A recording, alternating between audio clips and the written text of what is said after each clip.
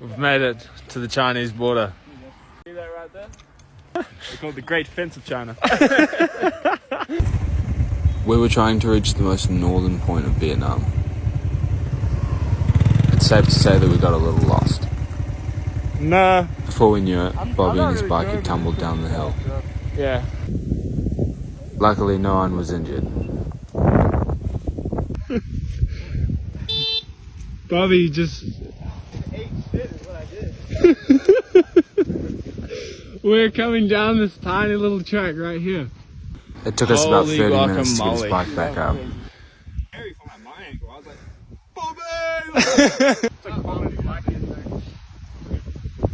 Oh, wow. That would be a day. You know what? I got a homegirl at home. Yo, you're gonna get this audio. I'ma marry you, Gina, motherfucker. Huh? Fuck yeah, Bobby. Maybe. Let's see.